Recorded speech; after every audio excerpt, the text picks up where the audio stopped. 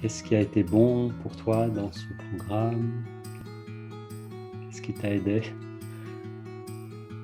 Bon, il y a plein de choses qui viennent comme d'habitude, hein. La première chose qui est venue, c'est la première séance, le premier cycle qu'on a fait, où tu nous as présenté, Olivier, le voyage pour lequel on allait partir pendant 8 semaines.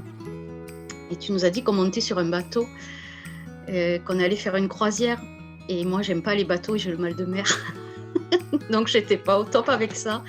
Et au final, après ce voyage de 8 semaines, je me rends compte que j'ai appris à gérer mon mal de mer, que j'ai appris à apprécier la croisière avec MSC.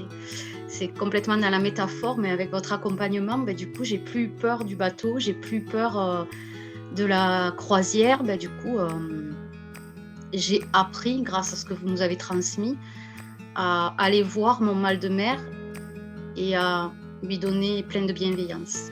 J'ai commencé en étant quelqu'un et j'ai terminé en étant quelqu'un d'autre. J'ai appris à vivre avec celle que je suis, avec toutes ses qualités, ses défauts, ses fragilités et ses forces. Tout ce yin et ce yang que je n'avais pas compris non plus et que Nathalie, j'ai très très bien compris grâce à ta transmission. Qu'est-ce qui a été important pour toi? Qu'est-ce que tu as découvert?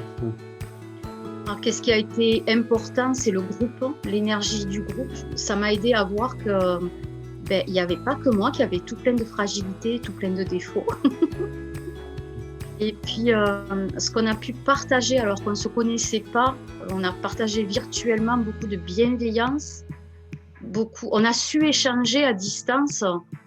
Et pour moi, c'était presque comme si on se nourrissait mutuellement, on sortait d'un cercle vicieux pour entrer dans un cercle vertueux. J'ai appris avec MSC à aider mon corps dans toutes les douleurs qui étaient installées, aussi bien dans la crise d'angoisse que dans les tensions. Donc ça, moi, c'est énorme. Est-ce que l'autocompassion t'a apporté quelque chose par rapport à cette notion de compassion?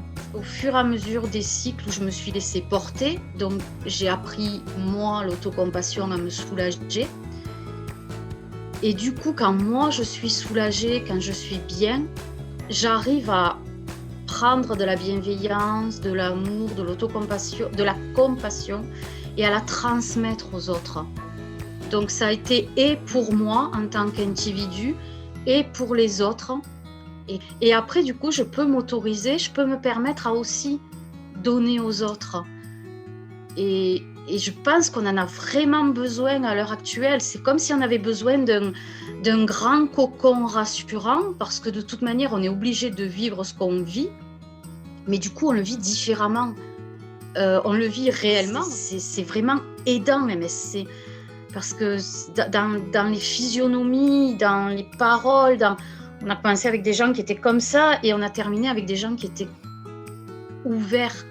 Même si on n'avait pas tous vécu la même chose, franchement, pour tout le monde, moi, j'ai vu le changement. Est-ce que tu aurais des choses à dire sur notre binôme? Ah oui, vous savez, je vous l'ai écrit plus d'une fois, hein, votre binôme, il est complémentaire.